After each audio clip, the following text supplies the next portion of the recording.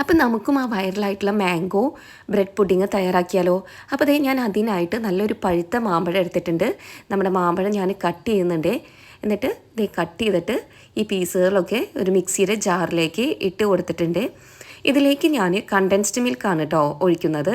എന്നിട്ട് നമുക്കിത് നന്നായിട്ട് മിക്സിയിൽ അടിച്ചെടുത്തിട്ട് വരാം. അപ്പോൾ ഈ അടിച്ചെടുത്തിട്ടുള്ളത് നമുക്ക് ഒരു ബൗളിലേക്ക് മാറ്റാം കേട്ടോ.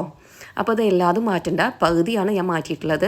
ബാക്കി പകുതിയിലേക്ക് ഞാൻ ഒരു 1/4 കപ്പ് വിപ്പിംഗ് ക്രീം ഒഴിച്ചു കൊടുക്കുന്നുണ്ട്.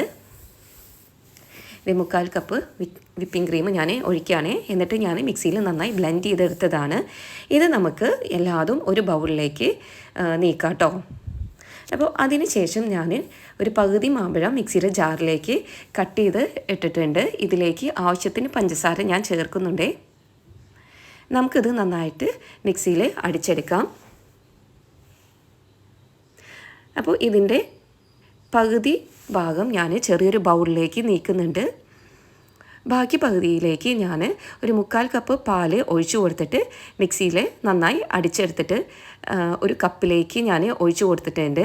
ഇവിടെ ഞാൻ എടുത്തിരിക്കുന്നത് 5 ബ്രെഡ് പീസസ് ആണ്.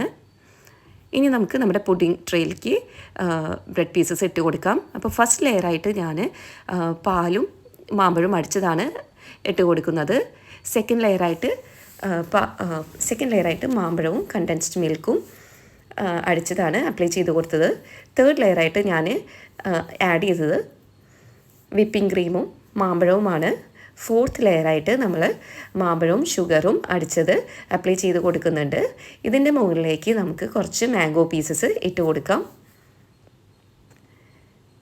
ഇതിന് ശേഷം നമുക്ക് വീണ്ടും ബ്രെഡ് പീസസ് ഇതിൻ്റെ മുകളിലേക്ക് വെച്ചിട്ട് ഫസ്റ്റ് നമ്മൾ ചെയ്ത പോലെ മാമ്പഴവും പാലും അടിച്ചത് അപ്ലൈ ചെയ്ത് കൊടുക്കാം. ശേഷം മാമ്പഴവും കണ്ടൻസ്ഡ് മിൽക്കും അടിച്ചത് സെക്കൻഡ് ലെയറായിട്ട് സ്പ്രെഡ് ചെയ്ത് കൊടുക്കുന്നുണ്ട്. തേർഡ് ലെയറായിട്ട് മാമ്പഴവും വിപ്പിംഗ് ക്രീമും അടിച്ചതാണ് ഞാൻ അപ്ലൈ ചെയ്ത് കൊടുക്കുന്നത് ഇതിലേക്ക്. ഇനി നമുക്ക് മാമ്പഴവും പഞ്ചസാരയും അടിച്ചത് ഒരു പൈപ്പിംഗ് ബാഗിലാക്കിയിട്ട് ഇതിലേക്ക് ഒരു സിക്സാക് ഡിസൈൻ കൊടുക്കാം ഒരു ഭംഗിക്കായിട്ട്. ഇനി കുറച്ച് പൊടിച്ച പിസ്ത ഞാൻ ഇതിൻ്റെ മുകളിലേക്ക് ഇട്ട് കൊടുക്കുന്നുണ്ട്. ശേഷം ഞാനൊരു 2 hours ഇത് സെറ്റ് ചെയ്യാൻ വേണ്ടിയിട്ട് ഫ്രിഡ്ജിൽ വെച്ചതിന് ശേഷം നമുക്കത് കട്ട് ചെയ്ത് കഴിക്കാം.